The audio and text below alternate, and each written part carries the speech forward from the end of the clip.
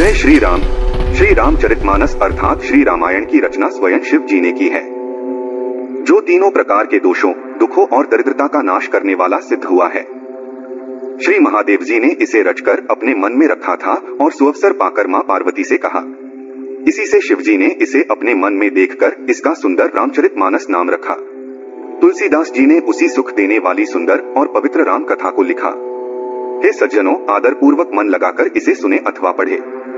जो लोग इस रामचरितमानस को आदर पूर्वक पढ़ते अथवा सुनते हैं, वे सहज ही कलयुग के पापों का नाश कर पाते हैं। जो अति दुष्ट और विषयासक्त है, वे अभागे इस पवित्र कथा के समीप नहीं आ सकते, क्योंकि इस पवित्र राम कथा तक आने में कठिनाइयां बहुत है।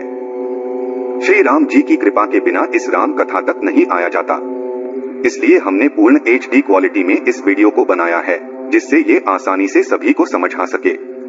इसलिए हम आपसे निवेदन करते हैं कि आदर पूर्वक सम्मान करते हुए इस पूरी कथा को पढ़े अथवा सुने, और पसंद आए तो वीडियो को लाइक कर कमेंट में जरूर लिखे जय श्री राम। श्री रामचरितमानस में कुल 7 कांड है। इस प्रस्तुति में 5वां संपूर्ण सुंदरकांड प्रस्तुत किया गया है। सुंदरकांड में विशेष हनुमान जी का लंका प्रस्थान, लंका दहन, श्री सीता मां से भेंट व श्री राम जी का समुद्र पर क्रोध से जुड़ी कथा है। प्रभु श्री राम जी हम सभी का कल्याण करे, इसी कामना के साथ आइए शुरू करते पवित्र राम कथा। जय श्री राम। पवन पुत्र श्री हनुमान जी के हृदय में बसने वाले, दुखियों का दुख हरने वाले, सर्वव्यापक, तीनों लोगों के स्वामी श्री रामचंद्र जी की हम वंदना करते हैं। हे रघुनाथ जी, हम सत्य ही कहते हैं, और फिर आप सबके हृदय की जानते ही हैं कि हमारे हृदय में आपकी भक्ति के अलावा संसार से कोई इच्छा नहीं है। हे रघुकुल श्रेष्ठ, हमें आपकी पूर्ण भक्ति दीजिए और हमारे मन को काम क्रोध आदि दोषों से रहित कीजिए। अतुल बल के धाम, दैत्यों का संहार करने वाले श्री रघुनाथ जी के प्रिय भक्त श्री हनुमान जी को हम प्रणाम करते हैं। जाम्बवान के मधुर वचन सुनकर हनुमान जी के दिल को बहुत अच्छा लगा। उन्होंने कहा, हे भाई, तुम लोग कष्ट सहकर, कंदमूल फल खाकर मेरी प्रतीक्षा करना, जब तक मैं सीता माँ को देखकर लौट न आऊं। यह कार्य निश्चित रूप से होगा, क्योंकि मुझे बहुत आनंद हो रहा है। ऐसा कहकर और सबको प्रणाम करके हनुमान जी हर्षित होकर आगे बढ़े। समुद्र के किनारे एक सुंदर पर्वत था। हनुमान जी सहज ही उस पर कूदकर चढ़ गए और बार बार श्री रघुवीर का स्मरण करके बड़े वेग से उस पर से छलांग लगाई। जिस पर्वत पर हनुमान जी ने पैर रखा था, वह तुरंत ही पाताल में धंस गया। जैसे श्री रघुनाथ जी का अमोघ बाण चलता है, वैसे ही हनुमान जी आगे बढ़े। समुद्र ने उन्हें श्री रघुनाथ जी का दूत समझकर मैनाक पर्वत से कहा, हे मैनाक, तू इन्हें विश्राम दे और इनकी थकान दूर कर। हनुमान जी ने उसे हाथ से छूकर प्रणाम किया और कहा, भाई, श्री रामचंद्र जी का कार्य किए बिना मुझे विश्राम कहा। देवताओं ने पवन पुत्र हनुमान जी को जाते देखा। उनकी विशेष बल और बुद्धि की परीक्षा लेने के लिए उन्होंने सुरसा नामक सर्पों की माता को भेजा। उसने आकर हनुमान जी से कहा, आज देवताओं ने मुझे भोजन दिया है। यह सुनकर हनुमान जी ने कहा, श्री राम जी का कार्य करके जब मैं लौट आऊंगा और सीता जी की खबर प्रभु को सुना दूंगा, तब मैं तुम्हारे मुंह में आ जाऊंगा। हे माता, मैं सत्य कहता हूँ, अभी मुझे जाने दो। जब उसने किसी भी तरह जाने नहीं दिया, तब हनुमान जी ने कहा, तो फिर मुझे खा लो। उसने योजन भर 4 कोस मुंह फैलाया। हनुमान जी ने अपना आकार उससे दूना कर लिया। उसने 16 योजन का मुंह किया। हनुमान जी तुरंत 32 योजन के हो गए। जैसे जैसे सुरसा मुंह का आकार बढ़ाती थी, हनुमान जी उससे दूना रूप दिखलाते थे। उसने 100 योजन का मुंह किया, तब हनुमान जी ने बहुत छोटा रूप धारण कर लिया और उसके मुंह में घुसकर तुरंत बाहर निकल आए और उसे प्रणाम करके विदा मांगने लगे। उसने कहा, तुम्हारे बुद्धि और बल का भेद जान लिया, तुम श्री रामचंद्र जी का सब कार्य करोगे। आशीर्वाद देकर वह चली गई। तब हनुमान जी प्रसन्न होकर आगे बढ़े। समुद्र में एक राक्षसी रहती थी, जो माया करके आकाश में उड़ते पक्षियों को पकड़ लेती थी। वह जल में उनकी परछाई देखकर उन्हें पकड़ लेती थी, जिससे वे उड़ नहीं सकते थे और जल में गिर पड़ते थे। हनुमान जी ने उसका छल तुरंत पहचान लिया और उसे मारकर समुद्र पार कर गए। वहां जाकर उन्होंने वन की सुंदरता देखी। पुष्पों के रस के लोभ से भौरे गुंजार कर रहे थे। अनेक प्रकार के वृक्ष फल फूल से शोभित थे। पक्षी और पशुओं के समूह को देखकर हनुमान जी मन ही मन प्रसन्न हुए। सामने एक विशाल पर्वत देखकर हनुमान जी ने भय त्याग कर उस पर दौड़कर चढ़ गए। शिव जी कहते हैं, हे उमा, इसमें वानर हनुमान की कोई बड़ी बात नहीं है। यह प्रभु का प्रताप है, जो काल को भी खा जाता है। पर्वत पर चढ़कर उन्होंने लंका देखी। वह बहुत बड़ा किला था, जिसकी ऊंचाई और चारों ओर समुद्र का घेरा अद्भुत था। सोने की दीवारों का प्रकाश अद्भुत था। विचित्र मणियों से जड़ा हुआ सोने का परकोटा था, जिसके अंदर बहुत से सुंदर सुंदर घर थे। चौराहे, बाजार, सुंदर मार्ग और गलियां थीं। सुंदर नगर बहुत प्रकार से सजा हुआ था। हाथी, घोड़े, कच्चरों के समूह तथा पैदल और रथों के समूहों की गणना नहीं की जा सकती थी। अनेक रूपों के राक्षसों की सेनाएं थीं, जिनकी अत्यंत बलवती सेना का वर्णन करना कठिन था। वन, बाग, उपवन, फुलवाड़ी, तालाब, कुएं और बावलियां सुशोभित थे। मनुष्य, नाग, देवताओं और गंधर्वों की कन्याएं अपने सौंदर्य से मुनियों के मन को मोह लेती थीं। कहीं पर्वत जैसे विशाल शरीर वाले बलवान पहलवान गरज रहे थे।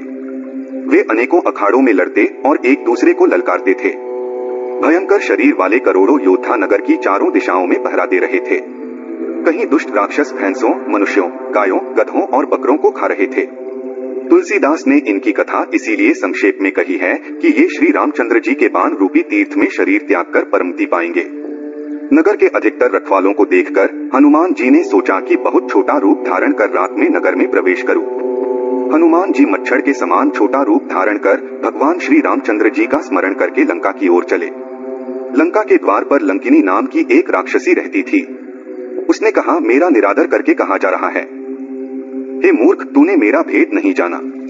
जितने भी चोर हैं वे सब मेरे आहार हैं। महाकवि हनुमान जी ने उसे एक घूंसा मारा, जिससे वह खून की उल्टी करती हुई धरती पर गिर पड़ी। वह लंकिनी फिर उठी और डर के मारे हाथ जोड़कर विनती करने लगी।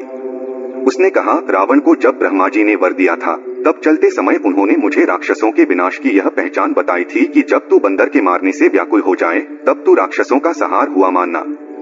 हे तात, मेरे बड़े पुण्य हैं जो मैंने श्री रामचंद्र जी के दूत को अपनी आंखों से देखा है। लंकिनी ने कहा, हे तात, स्वर्ग और मोक्ष के सारे सुख भी उस सुख के बराबर नहीं हो सकते जो लव मात्र के सत्संग से मिलता है। अयोध्यापुरी के राजा श्री रघुनाथ जी को हृदय में रखे हुए नगर में प्रवेश करके सब कार्य कीजिए। उसने आगे कहा, श्री रामचंद्र जी के कृपा दृष्टि से विष अमृत हो जाता है, शत्रु मित्र बन जाते हैं, समुद्र गाय के खुर के बराबर हो जाता है, अग्नि में शीतलता आ जाती है और सुमेरु पर्वत धूल के समान हो जाता है। हनुमान जी ने बहुत छोटा रूप धारण किया और भगवान का स्मरण करके नगर में प्रवेश किया। उन्होंने एक एक महल की खोज की, जहां तहां असंख्य योद्धा देखे। फिर वे रावण के महल में गए। वह अत्यंत विचित्र था, जिसका वर्णन नहीं हो सकता। हनुमान जी ने उसे सोते हुए देखा, परंतु महल में सीता जी नहीं मिली। फिर एक सुंदर महल देखा, जहां भगवान का एक अलग मंदिर था। वह महल श्री राम जी के आयुध, धनुष बाण के चिन्हों से अंकित था। उसकी शोभा का वर्णन नहीं किया जा सकता। वहां तुलसी के नए नए वृक्ष देखकर हनुमान जी प्रसन्न हुए। लंका राक्षसों का निवास स्थान था, यहाँ सज्जन का निवास कहाँ? हनुमान जी मन में ऐसा सोचने लगे। उसी समय विभीषण जी जागे और उन्होंने राम नाम का उच्चारण किया। हनुमान जी ने उन्हें सज्जन समझा और हृदय में प्रसन्न हुए। हनुमान जी ने सोचा कि इनसे हठपूर्वक परिचय करूंगा, क्योंकि साधु से कार्य की हानि नहीं होती बल्कि लाभ ही होता है। ब्राह्मण का रूप धारण कर हनुमान जी ने उन्हें पुकारा। विभीषण जी तुरंत उठकर आए, प्रणाम किया और कुशल पूछी। उन्होंने कहा, हे ब्राह्मण देव, अपनी कथा कहिए। क्या आप हरिभक्तों में से हैं? क्योंकि आपको देखकर मेरे हृदय में अत्यंत प्रेम उमड़ रहा है। अथवा क्या आप स्वयं श्री राम जी हैं, जो मुझे दर्शन देकर कृतार्थ करने आए हैं? हनुमान जी ने श्री रामचंद्र जी की सारी कथा कहकर अपना नाम बताया। यह सुनते ही दोनों के शरीर पुलकित हो गए और श्री राम जी के गुण स्मरण कर दोनों मन में मग्न हो गए। विभीषण जी ने कहा, हे पवन पुत्र, मेरी स्थिति सुनिए। मैं यहाँ वैसे ही रहता हूँ जैसे दांतों के बीच में बेचारी जीव। हे तात, मुझे अनाथ जानकर सूर्यकुल के नाथ श्री रामचंद्र जी क्या कभी मुझ पर कृपा करेंगे? मेरा तामसी राक्षस शरीर होने से साधन तो कुछ बनता नहीं और न ही मन में श्री रामचंद्र जी के चरणों में प्रेम है। परंतु हे हनुमान, अब मुझे विश्वास हो गया कि श्री राम जी की मुझ पर कृपा है, क्योंकि हरि की कृपा के बिना संत नहीं मिलते। जब श्री रघुवीर ने कृपा की है तभी आपने मुझे दर्शन दिए हैं। हनुमान जी ने कहा, हे विभीषण जी सुनिए, प्रभु की यही रीति है कि वे सेवक पर सदा ही प्रेम करते हैं। भला कहिए, मैं कौन बड़ा कुलीन हूँ, चंचल वानर हूँ और सब प्रकार से नीच हूँ। प्रातःकाल जो हम लोगों का नाम ले ले, उसे उस दिन भोजन नहीं मिलता। हे सखा सुनिए, मैं ऐसा अधम हूँ, पर श्री रामचंद्र जी ने मुझ पर भी कृपा की है। भगवान के गुणों का स्मरण कर हनुमान जी के दोनों नेत्रों में प्रेमाश्रु भर आए। जो जानते हुए भी ऐसे स्वामी को भुलाकर भटकते फिरते हैं, वे दुखी क्यों न हो? श्री राम जी के गुणों का स्मरण करते हुए उन्होंने परम शांति प्राप्त की। फिर विभीषण जी ने बताया कि सीता जी वहाँ किस प्रकार रहती थीं। तब हनुमान जी ने कहा, हे भाई, मैं माता सीता को देखना चाहता हूँ। विभीषण जी ने माता सीता के दर्शन के सारे उपाय बता दिए। तब हनुमान जी ने विदा ली और अशोक वन की ओर चल पड़े, जहाँ सीता जी रहती थीं। सीता जी को देखकर हनुमान जी ने मन ही मन प्रणाम किया। उन्हें बैठे बैठे रात्रि के चारों पहर बीत जाते हैं। शरीर कमजोर हो गया है और सिर पर जटाओं की एक लट है। हृदय में श्री रघुनाथ जी के गुणों का स्मरण करती रहती हैं। श्री जानकी जी की नजरें अपने चरणों पर टिकी हैं और मन श्री राम जी के चरणों में लीन है।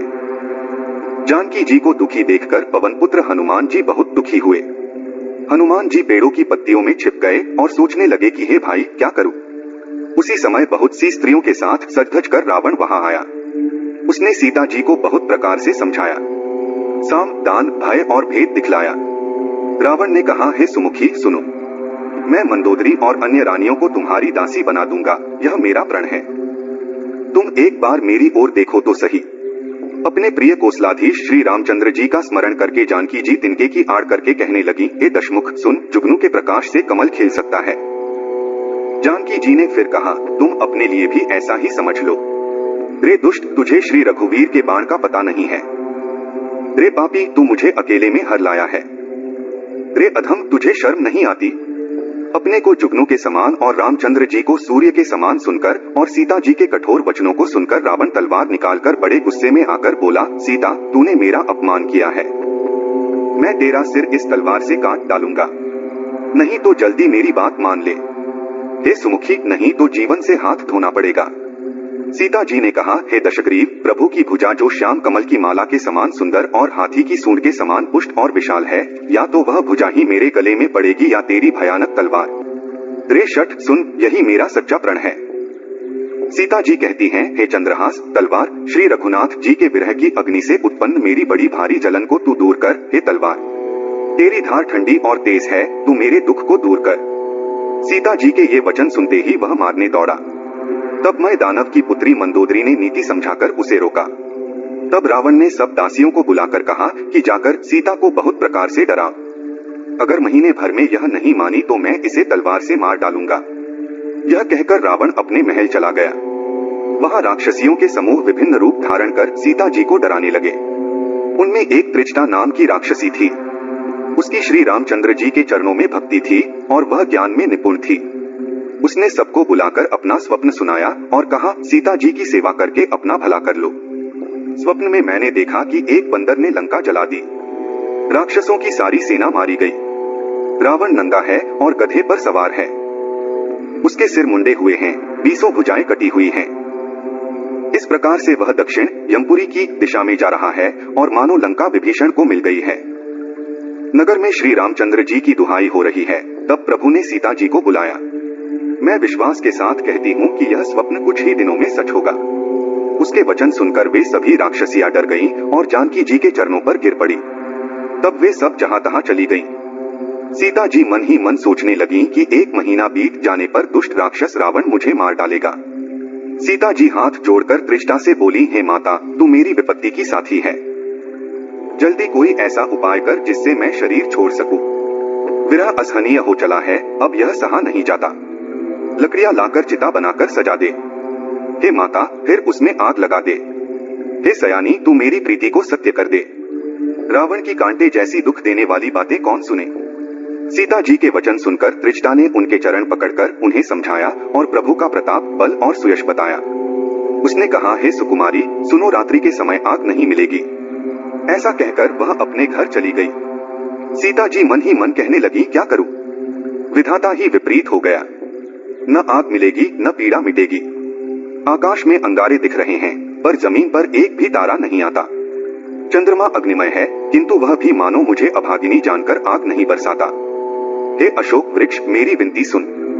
मेरा शोक हर ले और अपना अशोक नाम सार्थक कर। तेरे नए नए कोमल पत्ते अग्नि के समान हैं।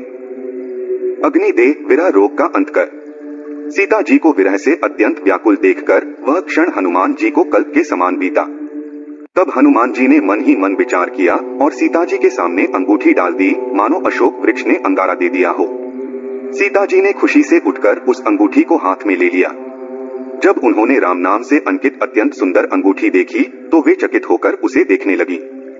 हर्ष और विषाद से उनका हृदय भर आया। वे सोचने लगी कि श्री रघुनाथ जी को कौन जीत सकता है। ऐसी दिव्य अंगूठी किसी माया से नहीं बनाई जा सकती। सीता जी कई प्रकार के विचार कर रही थीं, तभी हनुमान जी ने मधुर वचन बोले। उन्होंने श्री रामचंद्र जी के गुणों का वर्णन किया, जिन्हें सुनते ही सीता जी का दुख दूर हो गया।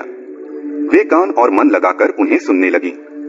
हनुमान जी ने आदि से लेकर अब तक की सारी कथा सुनाई। सीता जी ने कहा, जिसने कानों के लिए अमृत रूपी यह सुंदर कथा कही, वह हे भाई प्रकट क्यों नहीं होता। तब हनुमान जी पास चले गए। उन्हें देखकर सीता जी ने मुख फेर लिया। उनके मन में आश्चर्य हुआ। हनुमान जी ने कहा, हे माता जानकी, मैं श्री राम जी का दूत हूँ। करुणानिधान की सच्ची शपथ खाता हूँ, हे माता, यह अंगूठी मैं ही लाया हूँ। श्री राम जी ने मुझे आपके लिए यह निशानी दी है। सीता जी ने पूछा, नर और वानर का संग कैसे हुआ। तब हनुमान जी ने जैसे संग हुआ था वह सब कथा कही।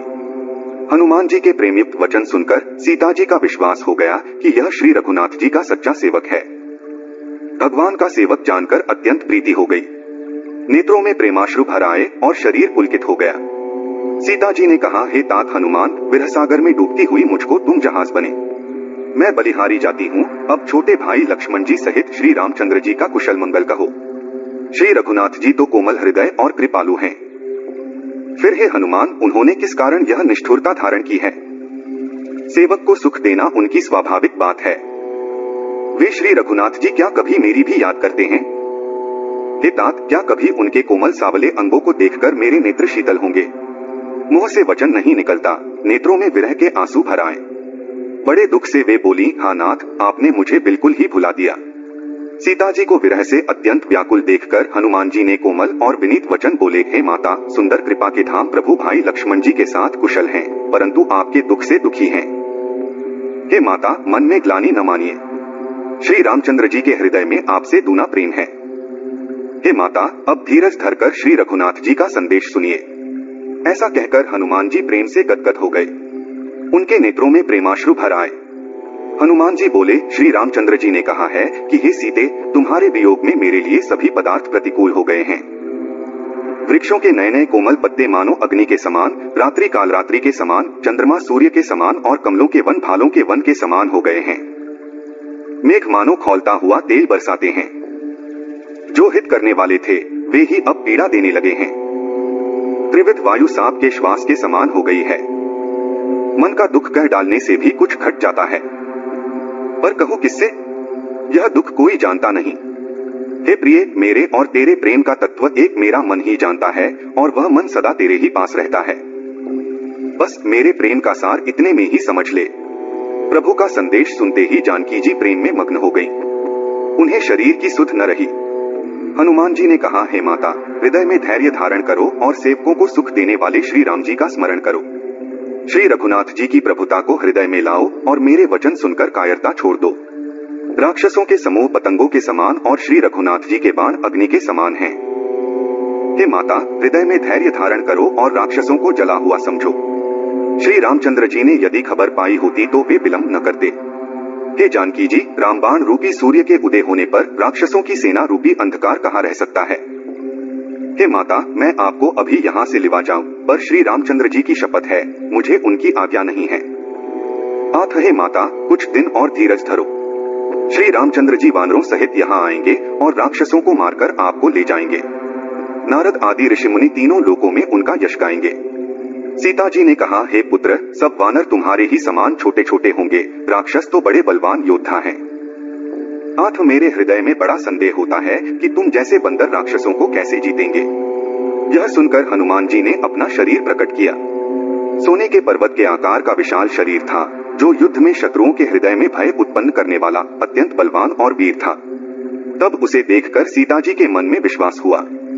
हनुमान जी ने फिर छोटा रूप धारण कर लिया।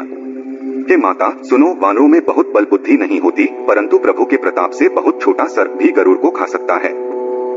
भक्ति, प्रताप, तेज और बल से सनी हुई हनुमान जी की वाणी सुनकर सीता जी के मन में संतोष हुआ। उन्होंने श्री राम जी के प्रिय जानकर हनुमान जी को आशीर्वाद दिया कि हे तात, तुम बल और शील के निधान हो। हे पुत्र, तुम अजर, अमर और गुणों के खजाने हो। श्री रघुनाथ जी तुम पर बहुत कृपा करें।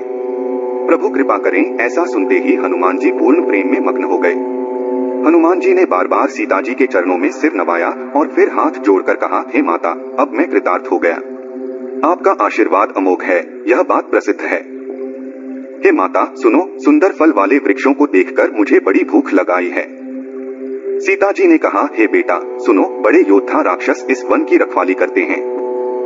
हनुमान जी ने कहा, हे माता, यदि आप मन में प्रसन्न होकर आज्ञा दें तो मुझे उनका भय बिल्कुल नहीं है। हनुमान जी को बुद्धि और बल में निपुण देखकर जानकी जी ने कहा, जाओ। हे तात, श्री रघुनाथ जी के चरणों को हृदय में धारण करके मीठे फल खाओ। वे सीता जी को सिर नवाकर चले और बाग में घुस गए। फल खाए और वृक्षों को तोड़ने लगे। वहां बहुत से योद्धा रखवाले थे। उनमें से कुछ को मार डाला और कुछ ने जाकर रावण से शिकायत की। उन्होंने कहा, हे नाथ, एक बड़ा बंदर आया है। उसने अशोक वाटिका उजाड़ दी, फल खा लिए, वृक्षों को उखाड़ डाला और रखवालों को मसलकर जमीन पर गिरा दिया। यह सुनकर रावण ने बहुत से योद्धा भेजे। उन्हें देखकर हनुमान जी ने गर्जना की। हनुमान जी ने सब राक्षसों को मार डाला। कुछ जो अधमरे थे चिल्लाते हुए चले गए। फिर रावण ने अक्षय कुमार को भेजा। वह असंख्य श्रेष्ठ योद्धाओं को साथ लेकर चला। उसे आते देखकर हनुमान जी ने एक वृक्ष लेकर ललकारा और उसे मारकर जोर से गर्जना की। उन्होंने सेना में से कुछ को मार डाला और कुछ को मसल दिया। कुछ को पकड़ पकड़कर धूल में मिला दिया। कुछ ने फिर जाकर शिकायत की कि हे प्रभु, बंदर बहुत ही बलवान है।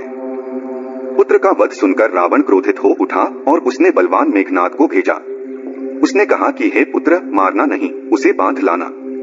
उस बंदर को देखा जाए कि कहाँ का है। इंद्र को जीतने वाला अतुलनीय योद्धा मेघनाद चला। भाई का मारा जाना सुन उसे क्रोध आया। हनुमान जी ने देखा कि अब की भयानक योद्धा आया है। तब वे गर्जना करते हुए दौड़े। उन्होंने एक बहुत बड़ा वृक्ष उखाड़ लिया और लंकेश्वर रावण के पुत्र मेघनाद को रथहीन कर दिया। उसके साथ जो बड़े योद्धा थे उन्हें पकड़ पकड़कर हनुमान जी मसलने लगे। उन्हें मारकर फिर मेघनाद से लड़ने लगे। वे ऐसे मालूम होते थे जैसे दो गजराज भिड़ गए हों। हनुमान जी ने उसे एक घूंसा मारकर वृक्ष पर चढ़ गए। उसे क्षण भर के लिए मूर्छा आ गई। फिर उठकर उसने बहुत माया रची, परंतु पवन पुत्र उससे जीते नहीं जाते। अंत में उसने ब्रह्मास्त्र का प्रयोग किया। तब हनुमान जी ने मन में विचार किया कि यदि ब्रह्मास्त्र को नहीं मानता हूँ तो उसकी महिमा मिट जाएगी। उसने हनुमान जी को ब्रह्म बाण मारा, जिसके लगते ही वे वृक्ष से नीचे गिर पड़े, परंतु गिरते समय भी उन्होंने बहुत सी सेना मार डाली। जब उसने देखा कि हनुमान जी मूर्छित हो गए हैं, तब वह उन्हें नागपाश से बांध कर ले गया। शिवजी कहते हैं, हे भवानी, जिनका नाम जपकर ज्ञानी मनुष्य संसार के बंधन को काट डालते हैं, उनका दूत कहीं बंधन में आ सकता है। किंतु प्रभु के कार्य के लिए हनुमान जी ने स्वयं को बंधा लिया। बंदर का बांधा जाना सुनकर राक्षस दौड़े और तमाशा देखने के लिए सब सभा में आए। हनुमान जी ने जाकर रावण की सभा देखी। उसकी अत्यंत विशाल वैभव कुछ कहा नहीं जाता। देवता और दिक्पाल हाथ जोड़े बड़ी नम्रता के साथ भयभीत होकर रावण का रुख देख रहे हैं। उसका ऐसा प्रताप देखकर भी हनुमान जी के मन में जरा भी डर नहीं हुआ। वे निर्भीक खड़े रहे, जैसे सर्पों के समूह में गरुड़ निर्भीक रहते हैं। हनुमान जी को देखकर रावण ने दुर्वचन कहे और जोर से हंसा। फिर पुत्र के मारे जाने का ध्यान करते ही उसका मन उदास हो गया। लंकापति रावण ने कहा, रे वानर, तू कौन है? किसके बल पर तूने इस वन को उजाड़ दिया? क्या तूने कभी मेरा नाम और यश नहीं सुना? रे धूर्त, तुझे देखकर मुझे आश्चर्य होता है। तूने किस अपराध से राक्षसों को मारा? रे मूर्ख, बता, क्या तुझे अपने प्राणों का डर नहीं है? हनुमान जी ने कहा, हे रावण, सुन, जिनका बल पाकर माया संपूर्ण ब्रह्मांडों की रचना करती है, जिनके बल से हे दशानन ब्रह्मा विष्णु महेश सृष्टि का सृजन पालन और संहार करते हैं, जिनके बल से सहस्रमुख शेष जी पर्वत और वन सहित समस्त ब्रह्मांड को धारण करते हैं, जो देवताओं की रक्षा के लिए विभिन्न रूप धारण करते हैं, और जो तुम्हारे जैसे मूर्खों को शिक्षा देने वाले हैं, जिन्होंने शिवजी के कठोर धनुष को तोड़ दिया और साथ ही राजाओं के गर्व को चूर कर दिया, जिन्होंने खर, दूषण, त्रिशिरा और बाली को मार डाला, जो सभी अतुलनीय बलवान थे, जिनके थोड़े से बल से तुमने समस्त चराचर जगत को जीत लिया और जिनकी प्रिय पत्नी को तुम चोरी से हर लाए हो, मैं उन्हीं का दूत हूँ। मैं तुम्हारी शक्ति को भली भांति जानता हूँ। सहस्रबाहु से तुम्हारी लड़ाई हुई थी और बाली से युद्ध करके तुमने यश प्राप्त किया था। हनुमान जी के वचन सुनकर रावण ने हंसकर बात टाल दी। हे राक्षसों के स्वामी, मुझे भूख लगी थी, इसलिए मैंने फल खाए और वानर स्वभाव के कारण वृक्ष तोड़ दिए। हे राक्षसों के राजा, देह सबको प्रिय है। कुमार्ग पर चलने वाले राक्षस जब मुझे मारने लगे तो जिन्होंने मुझे मारा मैंने भी उन्हें मारा। इस पर तुम्हारे पुत्र ने मुझे बांध लिया। मुझे अपने बांधे जाने की कोई लज्जा नहीं है। मैं तो अपने प्रभु का कार्य करना चाहता हूँ। हे रावण, मैं हाथ जोड़कर तुमसे निवेदन करता हूँ, तुम अहंकार छोड़कर मेरी बात सुनो। तुम अपने पवित्र कुल का विचार करो और भ्रम छोड़कर भगवान को भजो। जो देवता, राक्षस और समस्त चराचर को खा जाता है, वह काल भी जिनसे डरता है, उनसे बैर मत करो और जानकी जी को वापस कर दो। श्री रघुनाथ जी शरणागतों के रक्षक और दया के सागर हैं। शरण में जाने पर प्रभु तुम्हारे अपराध भुलाकर तुम्हें अपनी शरण में रख लेंगे। तुम श्री राम जी के चरणों को हृदय में धारण करो और लंका का स्थिर राज्य करो। ऋषि पुलस्त्य जी का यश निर्मल चंद्रमा के समान है। उस चंद्रमा में तुम कलंक न बनो। राम नाम के बिना वाणी सुशोभित नहीं होती, मदमोह को छोड़कर विचार करो। हे रावण, सब गहनों से सजी हुई सुंदरी स्त्री भी कपड़ों के बिना शोभा नहीं पाती। राम विमुख पुरुष की संपत्ति और प्रभुता रहते हुए भी समाप्त हो जाती है और उसका होना न होने के समान है। जिन नदियों के मूल में कोई जलस्रोत नहीं है, वे वर्षा बीत जाने पर सूख जाती हैं। हे रावण, सुनो, मैं प्रतिज्ञा करके कहता हूँ कि राम विमुख की रक्षा करने वाला कोई नहीं है। हजारों शंकर, विष्णु और ब्रह्मा भी श्री राम जी के विरोधी को नहीं बचा सकते। अज्ञान जनित तमरूप अभिमान का त्याग कर दो और भगवान श्री रामचंद्र जी का भजन करो। यद्यपि हनुमान जी ने भक्ति, ज्ञान, वैराग्य और नीति से परिपूर्ण बहुत ही हित की वाणी कही, फिर भी वह महान अभिमानी रावण हंसकर बोला कि हमें यह बंदर बड़ा ज्ञानी गुरु मिला। रे दुष्ट, तेरी मृत्यु निकट आ गई है। अधम, मुझे शिक्षा देने चला है। हनुमान जी ने कहा, इससे उल्टा ही होगा, अर्थात मृत्यु तेरी निकट आई है, मेरी नहीं। यह तेरा भ्रम है, मैंने प्रत्यक्ष जान लिया है। हनुमान जी के वचन सुनकर रावण बहुत क्रोधित हो गया और बोला, अरे, इस मूर्ख का प्राण शीघ्र ही क्यों नहीं हर लेते। यह सुनते ही राक्षस उन्हें मारने दौड़े। तभी मंत्रियों के साथ विभीषण जी वहां आ पहुंचे। उन्होंने सिर नवाकर और बहुत विनय करके रावण से कहा कि दूत को मारना उचित नहीं है, यह नीति के विरुद्ध है। हे गोसाई, कोई दूसरा दंड दिया जाए। सबने कहा, भाई, यह सलाह उत्तम है। यह सुनते ही रावण हंसकर बोला, अच्छा तो बंदर को अंगभंग करके भेज दिया जाए। मैं सबको समझाकर कहता हूँ कि बंदर की ममता पूंछ पर होती है। आध तेल में कपड़ा डुबोकर उसे इसकी पूंछ में बांधकर फिर आग लगा दो।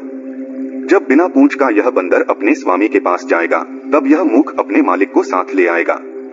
जिनकी इसने बहुत प्रशंसा की है, मैं जरा उनकी शक्ति तो देखूं। यह वचन सुनते ही हनुमान जी मन में मुस्कुराए और मन ही मन बोले कि मैं जान गया, सरस्वती जी इसे ऐसी बुद्धि देने में सहायक हुई हैं।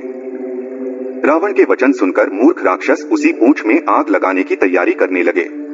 पूंछ के लपेटने में इतना कपड़ा और घी तेल लगा कि नगर में कपड़ा, घी और तेल नहीं रह गया।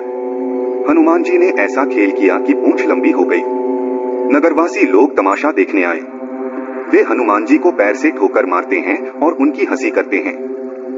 ढोल बजते हैं, सब लोग तालियां पीटते हैं। हनुमान जी को नगर में घुमाकर फिर पूंछ में आग लगा दी। अग्नि को जलते हुए देखकर हनुमान जी तुरंत ही बहुत छोटे रूप में हो गए। बंधन से निकलकर वे सोने की अटारियों पर जा चढ़े। उनको देखकर राक्षसों की स्त्रियां भयभीत हो गईं। उस समय भगवान की प्रेरणा से 49 पवन चलने लगे। हनुमान जी अट्टहास करके गरजे और बढ़कर आकाश से जा लगे। देह बड़ी विशाल परंतु बहुत ही फुर्तीली है। वे दौड़कर एक महल से दूसरे महल पर चढ़ जाते हैं। नगर जल रहा है, लोग बेहाल हो गए हैं। आग की करोड़ों भयंकर लपटें झपट रही हैं। हाय बप्पा, हाय मया, इस अवसर पर हमें कौन बचाएगा। चारों ओर यही पुकार सुनाई पड़ रही है। हमने तो पहले ही कहा था कि यह वानर नहीं है, वानर का रूप धरे कोई देवता है। साधु के अपमान का यह फल है कि नगर अनाथ के नगर की तरह जल रहा है। हनुमान जी ने एक ही क्षण में सारा नगर जला डाला। एक विभीषण का घर नहीं जलाया।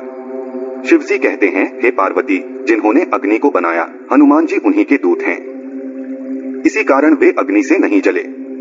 हनुमान जी ने एक ओर से दूसरी ओर तक सारी लंका जला दी। फिर वे समुद्र में कूद पड़े।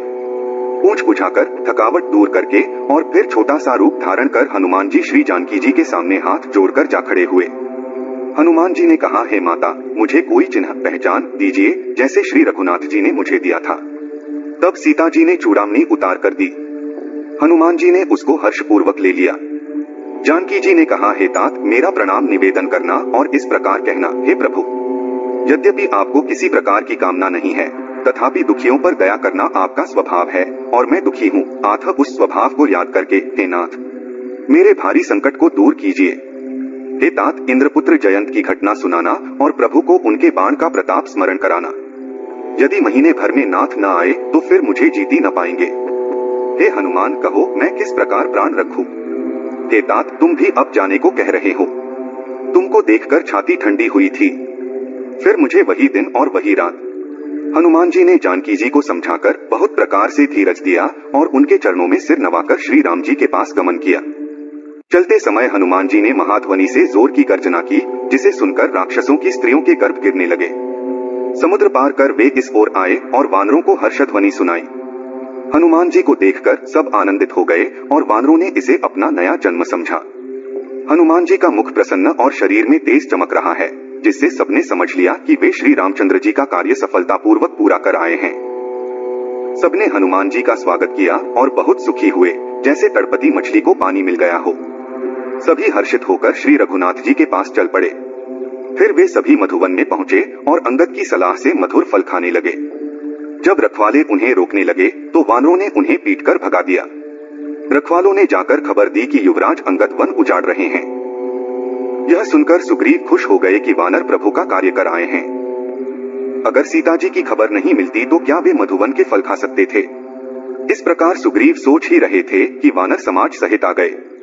सभी ने आकर सुग्रीव के चरणों में सिर नवाया।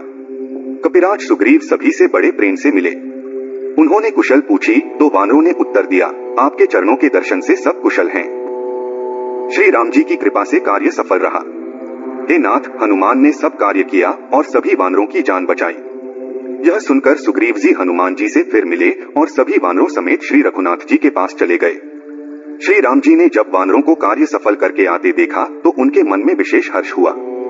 दोनों भाई स्फटिक शिला पर बैठे थे। सभी वानर जाकर उनके चरणों में गिर पड़े। दयालु श्री रघुनाथ जी ने सबसे प्रेम पूर्वक गले लगकर मिले और कुशल पूछी। वानरों ने कहा, हे नाथ, आपके चरण कमलों के दर्शन से अब कुशल है। जाम्बवान ने कहा, हे रघुनाथ जी सुनिए। हे नाथ, जिस पर आप दया करते हैं उसे सदा कल्याण और निरंतर कुशल है। देवता, मनुष्य और मुनि सभी उस पर प्रसन्न रहते हैं। वही विजयी है, वही विनीय है और वही गुणों का समुद्र बन जाता है। उसी का सुंदर यश तीनों लोकों में प्रकाशित होता है। प्रभु की कृपा से सब कार्य हुआ। आज हमारा जन्म सफल हो गया। हे नाथ, पवन पुत्र हनुमान ने जो कार्य किया उसका 1000 मुखों से भी वर्णन नहीं किया जा सकता। तब जाम्बवान ने हनुमान जी के सुंदर कार्य श्री रघुनाथ जी को सुनाए। वे सुनकर श्री रामचंद्र जी के मन को बहुत अच्छे लगे। उन्होंने हर्षित होकर हनुमान जी को फिर हृदय से लगा लिया और कहा, हे तात, बताओ सीता किस प्रकार रहती और अपने प्राणों की रक्षा करती है। हनुमान जी ने कहा, आपका नाम रात दिन पहरा देने वाला है, आपका ध्यान ही रक्षा है। नेत्रों को आपके चरणों में लगाए रहती हैं, यही ताला लगा है, फिर प्राण किस मार्ग से जा सकते हैं। चलते समय उन्होंने मुझे चूड़ामणि दी। श्री रघुनाथ जी ने उसे लेकर हृदय से लगा लिया। हनुमान जी ने फिर कहा, हे नाथ, दोनों नेत्रों में जल भरकर जानकी जी ने मुझसे कहा, छोटे भाई समेत प्रभु के चरण पकड़ना और कहना कि आप दीन बंधु हैं, शरणागत के दुखों को हरने वाले हैं और मैं मन, वचन और कर्म से आपके चरणों की अनुरागिणी हूँ। फिर स्वामी ने मुझे किस अपराध से त्याग दिया। हाँ, एक दोष मैं मानती हूँ कि आपके वियोग होते ही मेरे प्राण नहीं चले गए, परंतु हे नाथ, यह तो नेत्रों का अपराध है जो प्राणों के निकलने में बाधा देते हैं। विरह अग्नि है, शरीर रुई है और श्वास पवन है। यह शरीर क्षण मात्र में जल सकता है, परंतु नेत्र अपने हित के लिए प्रभु का स्वरूप देखकर जल बरसाते हैं, जिससे विरह की आग से भी देह जलने नहीं पाती। सीता जी की विपत्ति बहुत बड़ी है। हे दीनदयालु, वह बिना कहे ही अच्छी है। हे करुणा निधान, उनका एक एक पल कल्प के समान बीतता है। आत हे प्रभु, तुरंत चलिए और अपनी भुजाओं के बल से दुष्टों के दल को जीतकर सीता जी को ले आइए। सीता जी का दुख सुनकर प्रभु के कमल नेत्रों में जल भर आया। उन्होंने कहा, मन, वचन और शरीर से जिसे मेरा ही आश्रय है, उसे क्या स्वप्न में भी विपत्ति हो सकती है। हनुमान जी ने कहा, हे प्रभु, विपत्ति वही है जब आपका भजन स्मरण न हो। हे प्रभु, राक्षसों की बात ही कितनी है। आप शत्रु को जीतकर जानकी जी को ले आएंगे।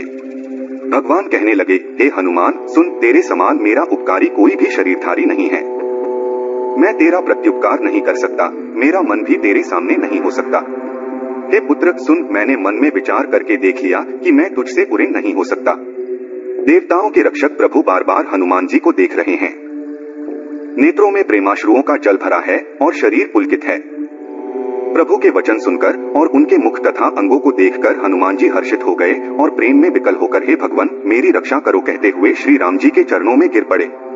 प्रभु उनको बार बार उठाना चाहते हैं, परंतु प्रेम में डूबे हुए हनुमान जी को चरणों से उठना नहीं सुहाता। प्रभु का करकमल हनुमान जी के सिर पर है। उस स्थिति का स्मरण करके शिव जी प्रेममग्न हो गए। फिर मन को सावधान करके शंकर जी सुंदर कथा कहने लगे। हनुमान जी को उठाकर प्रभु ने हृदय से लगाया और हाथ पकड़कर निकट बैठा लिया। हे हनुमान बताओ तो रावण के द्वारा सुरक्षित लंका और उसके बड़े किले को तुमने कैसे जलाया? हनुमान जी ने प्रभु को प्रसन्न देखा और विनम्र वाणी में बोले, बंदर का बस यही बड़ा काम है कि वह एक डाल से दूसरी डाल पर कूदता है। मैंने जो समुद्र लांघकर सोने का नगर जलाया और राक्षसों को मारकर अशोक वन को उजाड़ा, यह सब तो हे श्री रघुनाथ जी आप ही का प्रताप है।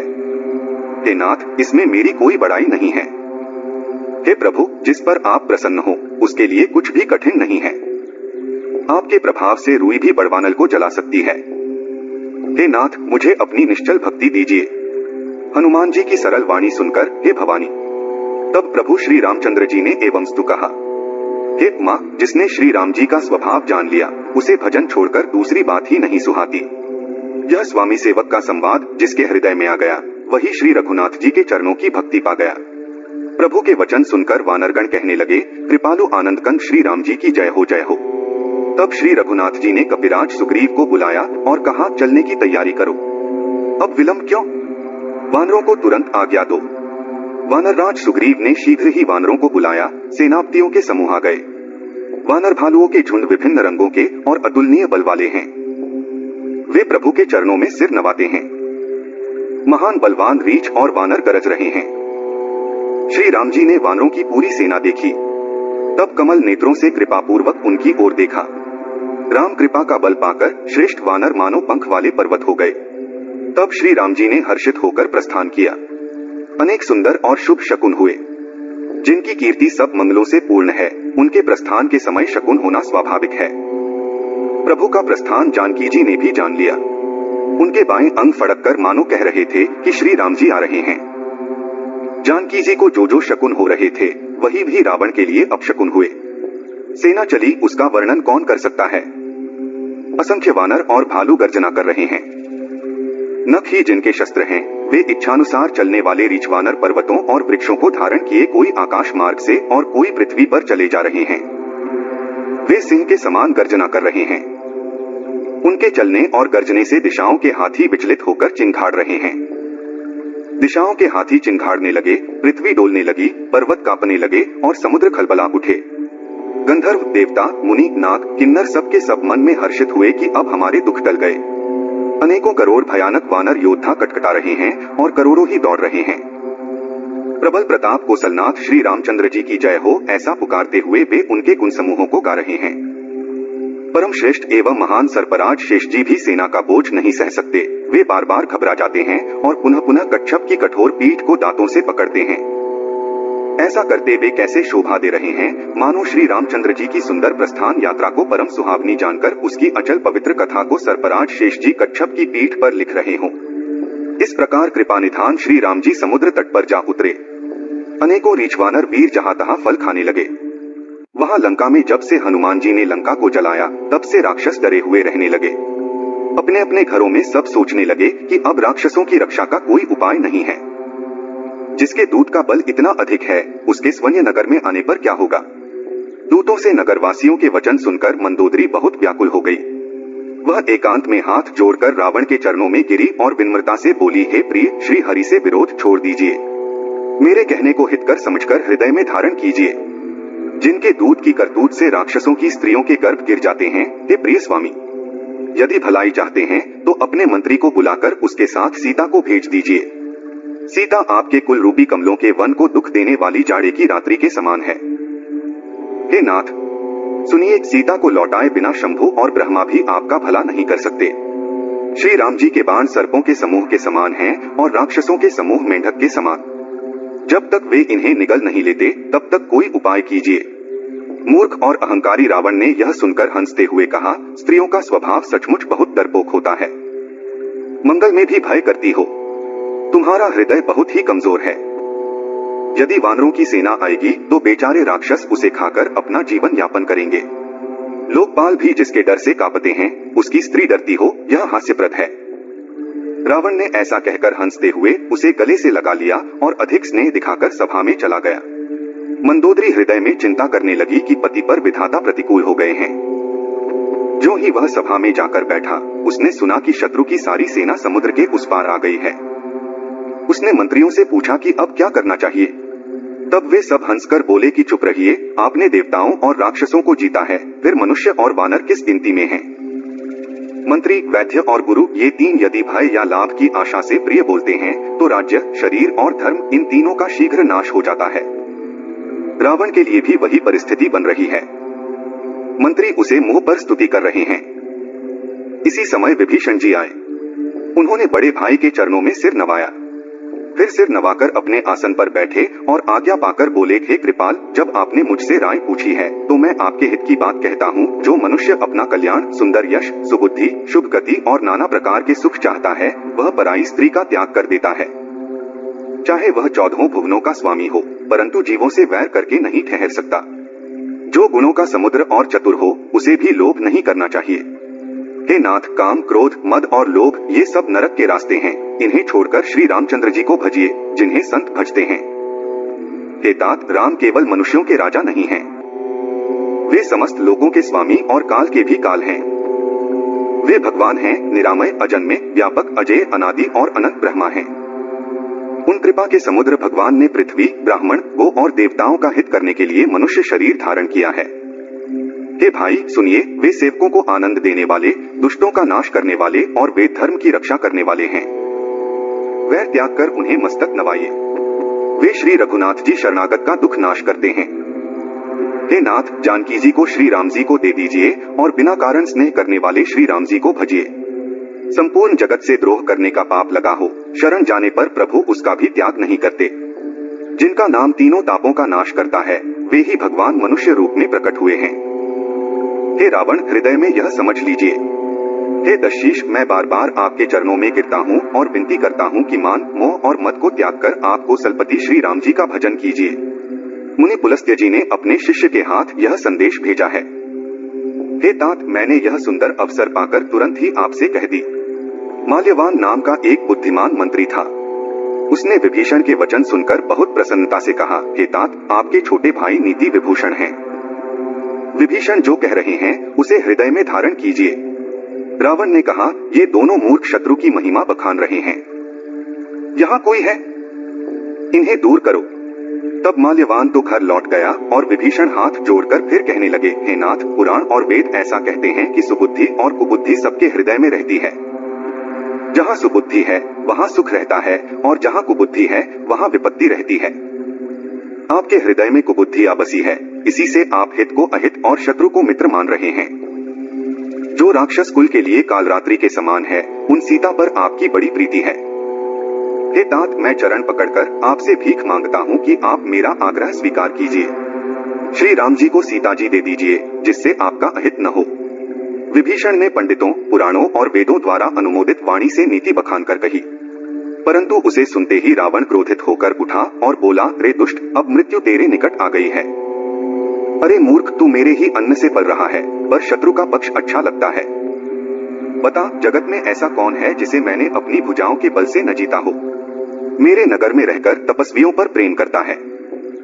मूर्ख, उन्हीं से जा मिल और उन्हीं को नीति बता। ऐसा कहकर रावण ने उसे लात मारी, पर छोटे भाई विभीषण ने बार बार उसके चरण ही पकड़े। शिवजी कहते हैं, हे उमा, संत की यही महिमा है कि वे बुराई करने पर भी भलाई ही करते हैं। विभीषण जी ने कहा, आप मेरे पिता के समान हैं, मुझे मारा सो अच्छा ही किया, परंतु हे नाथ, आपका भला श्री राम जी को भजने में ही है। इतना कहकर विभीषण अपने मंत्रियों को साथ लेकर आकाश मार्ग में गए और सबको सुनाकर कहने लगे। विभीषण ने कहा, श्री राम जी सत्य संकल्प वाले और सर्वसमर्थ प्रभु हैं, और हे रावण, तुम्हारी सभा अब काल के अधीन हो गई है, इसलिए मैं अब श्री रघुवीर की शरण जा रहा हूँ, मुझे दोष न देना। ऐसा कहकर जैसे ही विभीषण जी वहां से चले, वैसे ही सभी राक्षस मृत्यु के निकट हो गए। शिवजी कहते हैं, हे भवानी, साधु का अपमान तुरंत ही संपूर्ण कल्याण का नाश कर देता है। जिस क्षण रावण ने विभीषण को त्यागा, उसी क्षण वह अभागा वैभव से वंचित हो गया। विभीषण जी मन में हर्षित होते हुए और अनेकों इच्छाएं करते हुए श्री रघुनाथ जी के पास चले। वे सोचते हुए जा रहे थे, मैं जाकर भगवान के कोमल और लाल वर्ण के सुंदर चरण कमलों के दर्शन करूंगा, जो सेवकों को सुख देने वाले हैं, जिन चरणों का स्पर्श पाकर ऋषि पत्नी अहल्या पवित्र हो गईं और जो दंडक वन को पवित्र करने वाले हैं, जिन चरणों को जानकी जी ने हृदय में धारण कर रखा है, जो मृग के पीछे पृथ्वी पर दौड़े थे और जो चरण कमल साक्षात शिवजी के हृदय रूपी सरोवर में विराजमान हैं। मेरा अहोभाग्य है कि उन्हीं को आज मैं देखूंगा, जिन चरणों की पादुकाओं में भरत जी ने अपना मन लगा रखा है। आज मैं उन्हीं चरणों को जाकर देखूंगा। इस प्रकार प्रेम सहित विचार करते हुए वे शीघ्र ही समुद्र के इस पार आ गए जहाँ श्री रामचंद्र जी की सेना थी। वानरों ने विभीषण को आते देखा तो उन्हें शत्रु का कोई खास दूत समझा। उन्हें रोककर वे सुग्रीव के पास गए और सारी बात बताई। सुग्रीव ने श्री राम जी के पास जाकर कहा, हे रघुनाथ जी, रावण का भाई आपसे मिलने आया है। प्रभु श्री राम जी ने कहा, हे मित्र, तुम क्या सोचते हो? वानरराज सुग्रीव ने कहा, हे महाराज, राक्षसों की माया जानी नहीं जाती। यह इच्छानुसार रूप बदलने वाला हो सकता है और न जाने किस कारण आया है। मुझे लगता है यह हमारा भेद लेने आया है, इसलिए इसे बांध रखना चाहिए। श्री राम जी ने कहा, हे मित्र, तुमने उचित विचार किया, पर मेरा प्रण है कि शरणागत के भय को हर लेना। प्रभु के वचन सुनकर हनुमान जी हर्षित हुए और मन ही मन कहने लगे कि भगवान कैसे शरण में आए हुए पर पिता की भांति प्रेम करने वाले हैं। श्री राम जी ने फिर कहा, जो मनुष्य अपने अहित का अनुमान करके शरण में आए हुए का त्याग कर देते हैं, वे पामर और पापमय होते हैं, उन्हें देखने में भी हानि है। जिसे करोड़ों ब्राह्मणों की हत्या का पाप लगा हो, शरण में आने पर मैं उसे भी नहीं त्यागता। जीव जब मेरे सम्मुख होता है, तभी उसके करोड़ों जन्मों के पाप नष्ट हो जाते हैं। पापी का यह स्वभाव होता है कि मेरा भजन उसे नहीं सुहाता। यदि वह रावण का भाई वास्तव में दुष्ट हृदय का होता, तो क्या वह मेरे सम्मुख आ सकता था? जो मनुष्य निर्मल मन का होता है, वही मुझे पाता है। मुझे कपट और छल छिद्र नहीं सुहाते। अगर उसे रावण ने भेद लेने को भेजा है, तब भी हे सुग्रीव, अपने को कुछ भी भय या हानि नहीं है। क्योंकि हे सखे, जगत में जितने भी राक्षस हैं, लक्ष्मण क्षण भर में उन सबको मार सकते हैं। और यदि वह भयभीत होकर मेरी शरण आया है, तो मैं उसे प्राणों की तरह रखूंगा। कृपा के धाम श्री राम जी ने हंसकर कहा, दोनों ही स्थितियों में उसे ले आ। तब अंगद और हनुमान सहित सुग्रीव जी कपालु श्री राम जी की जय हो कहते हुए चले। विभीषण जी को आदर सहित आगे करके वानर फिर वहां चले जहां करुणा की खान श्री रघुनाथ जी थे। नेत्रों को आनंद देने वाले दोनों भाइयों को विभीषण जी ने दूर से देखा। फिर शोभा के धाम श्री राम जी को देखकर वे पल भर के लिए ठिठक गए और एकटक देखने लगे। भगवान की विशाल भुजाएं, लाल कमल के समान नेत्र और शरणागत के भय का नाश करने वाला सांवला शरीर है। सिंह के जैसे कंधे और विशाल वक्षस्थल अत्यंत शोभायमान हो रहा है। असंख्य कामदेवों के मन को मोहित करने वाला मुख है। भगवान के स्वरूप को देखकर विभीषण जी के नेत्रों में प्रेमाश्रु भर आए और शरीर पुलकित हो गया। फिर मन में धैर्य धरकर उन्होंने कोमल वचन कहे, हे नाथ, मैं दशमुख रावण का भाई हूँ। हे देवताओं के रक्षक, मेरा जन्म राक्षस कुल में हुआ है। मेरा तामसी शरीर है और स्वभाव से ही मुझे पाप प्रिय है, जैसे उल्लू को अंधकार प्रिय होता है। मैं कानों से आपका सुयश सुनकर आया हूँ कि प्रभु जन्म मरण के भय का नाश करने वाले हैं। हे दुखियों के दुख दूर करने वाले और शरणागत को सुख देने वाले श्री रघुवीर, मेरी रक्षा कीजिए, रक्षा कीजिए। प्रभु ने उन्हें ऐसा कहकर दंडवत करते देखा तो वे अत्यंत हर्षित होकर तुरंत उठे। विभीषण जी के दीन वचन सुनकर प्रभु के मन को बहुत भाए। उन्होंने अपनी विशाल भुजाओं से पकड़कर उन्हें हृदय से लगा लिया। छोटे भाई लक्ष्मण जी सहित गले मिलकर उन्हें अपने पास बैठाकर श्री राम जी भक्तों के भय को हरने वाले वचन बोले, हे लंकेश, परिवार सहित अपनी कुशल कहो। तुम्हारा निवास बुरी जगह पर है, दिन रात दुष्टों की मंडली में रहते हो। ऐसी दशा में हे सखे, तुम्हारा धर्म कैसे निपटा है? मैं तुम्हारी सब रीति आचार व्यवहार जानता हूँ। तुम अत्यंत नीति निपुण हो, तुम्हें अनीति नहीं सुहाती। हे तात, नरक में रहना बेहतर है, परंतु विधाता दुष्ट का संग न दे। विभीषण जी ने कहा, हे रघुनाथ जी, अब आपके चरणों का दर्शन कर कुशल से हूँ, जो आपने अपना सेवक जानकर मुझ पर दया की है। तब तक जीव की कुशल नहीं और न स्वप्न में भी उसके मन को शांति है, जब तक वह शोक के घर विश्व कामना को छोड़कर श्री राम जी को नहीं भजता। लोभ, मोह, मत्सर, मद और मान आदि अनेकों दुष्ट तभी तक हृदय में रहते हैं, जब तक कि धनुष बाण और कमर में तरकस धारण किए हुए श्री रघुनाथ जी हृदय में नहीं बसते। ममता अंधेरी रात है, जो रागद्वेष रूपी उल्लुओं को सुख देती है। वह ममता रूपी रात्रि तभी तक जीव के मन में रहती है, जब तक प्रभु आपका प्रताप रूपी सूर्य उदय नहीं होता। हे श्री राम जी, आपके चरणारविंद के दर्शन कर अब मैं कुशल से हूँ, मेरे भारी भय मिट गए।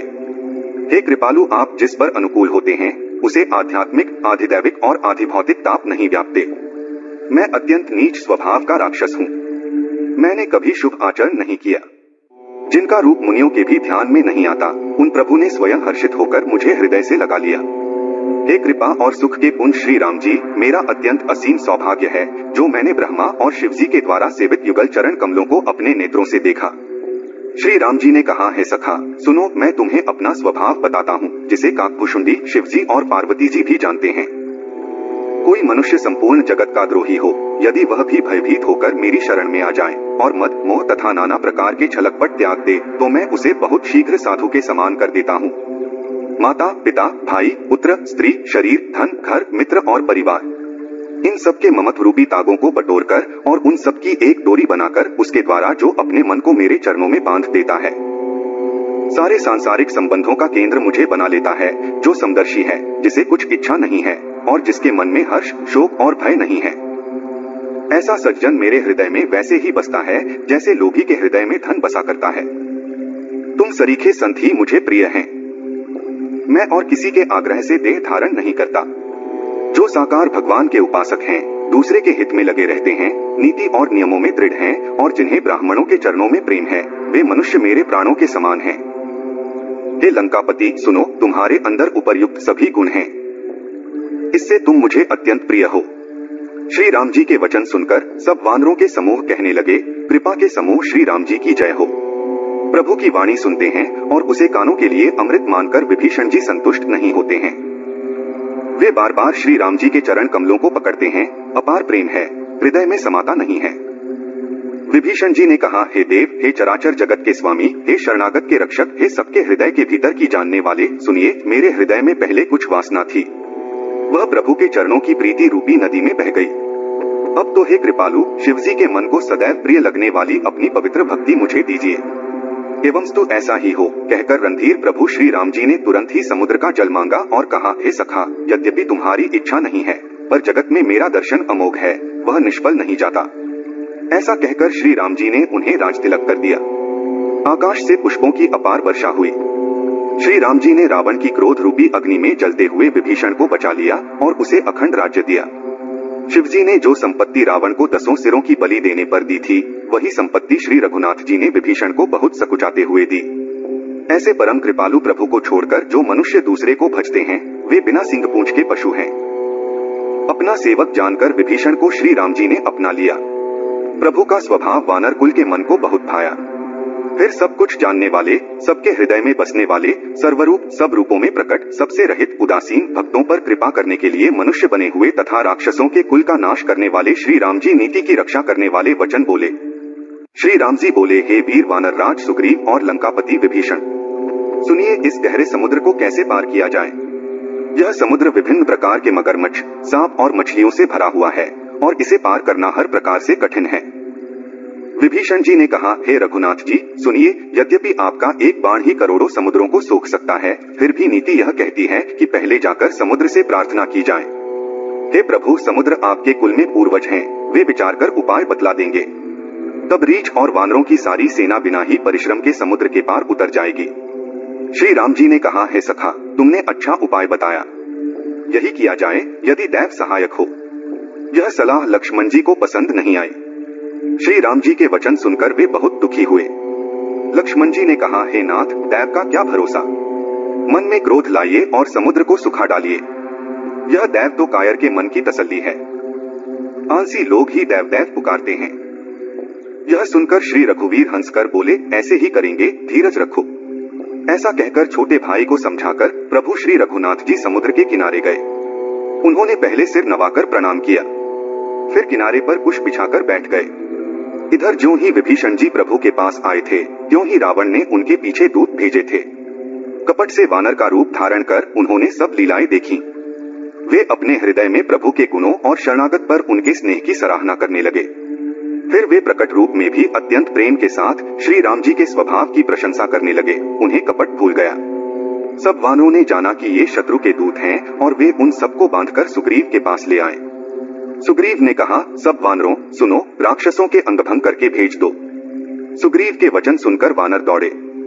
दूतों को बांधकर उन्होंने सेना के चारों ओर घुमाया। वानर उन्हें बहुत तरह से मारने लगे। वे दीन होकर पुकारते थे, फिर भी वानरों ने उन्हें नहीं छोड़ा। तब दूतों ने पुकार कर कहा, जो हमारे नाक कान काटेगा उसे कोसलाधीश श्री राम जी की सौगंध है। यह सुनकर लक्ष्मण जी ने सबको निकट बुलाया। उन्हें बड़ी दया आई, इसलिए हंसकर उन्होंने राक्षसों को तुरंत ही छुड़ा दिया और उनसे कहा, रावण के हाथ में यह चिट्ठी देना और कहना, हे कुलघातक, लक्ष्मण का संदेश पढ़ो। फिर उस मूर्ख से ज़बानी यह मेरा उदार संदेश कहना कि सीता जी को देकर श्री राम जी से मिलो, नहीं तो तुम्हारा अंत आ गया। लक्ष्मण जी के चरणों में मस्तक नवाकर श्री राम जी के गुणों की कथा वर्णन करते हुए दूत तुरंत ही चल दिए। श्री राम जी का यश कहते हुए वे लंका में आए और उन्होंने रावण के चरणों में सिर नवाए। दशमुख रावण ने हंसकर पूछा, अरे शुक, अपनी कुशल क्यों नहीं बताता? फिर उस विभीषण का समाचार सुना, मृत्यु जिसके निकट आ गई है। मूर्ख ने राज्य करते हुए लंका को छोड़ दिया।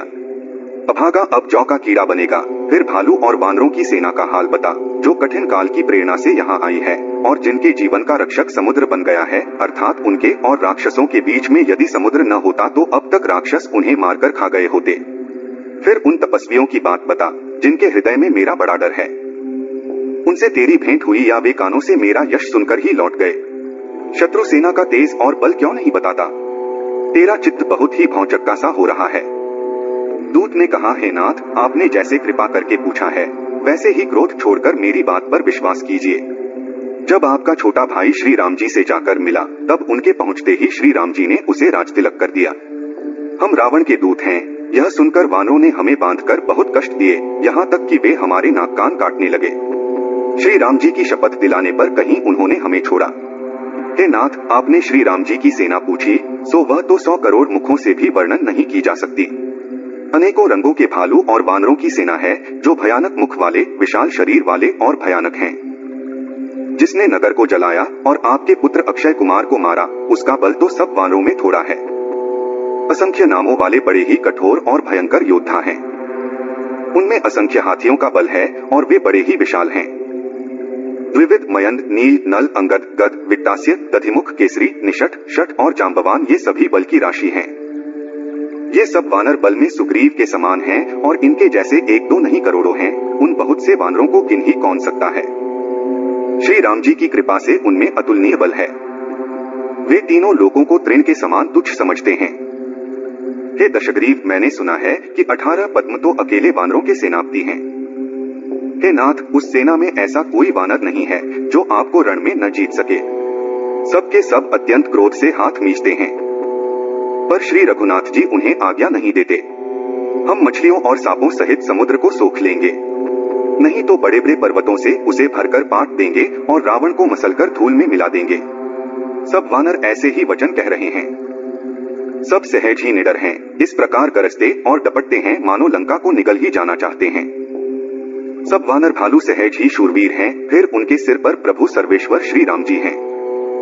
हे रावण, वे संग्राम में करोड़ों कालों को जीत सकते हैं। श्री रामचंद्र जी के सामर्थ्य, बल और बुद्धि की अधिकता को लाखों शेष भी नहीं गा सकते। वे एक ही बाण से सैकड़ों समुद्रों को सोख सकते हैं, परंतु नीति निपुण श्री राम जी ने नीति की रक्षा के लिए आपके भाई से उपाय पूछा।